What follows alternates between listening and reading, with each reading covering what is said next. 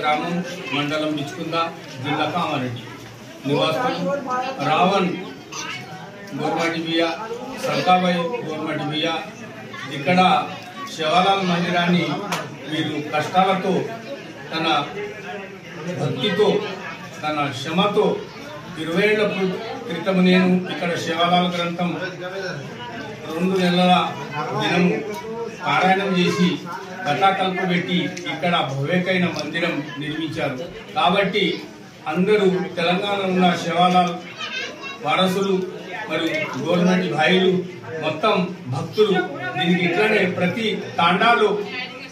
ఒక్క తాండాలో శివలాల్ గారి మందిరం, జగదంబ మాత తులజా భవనిది కానీ, జగదంబ మాతది కానీ, మరేది కానీ మన వంశ పరంపర వచ్చింది. కాబట్టి దీనికి ప్రతి ఒక్క తాండాలు శివలాల్ రామరావు మహారాజ్ ఈ యొక్క మందిరాలు నిర్మించాలని నేను కోరుతున్నాను.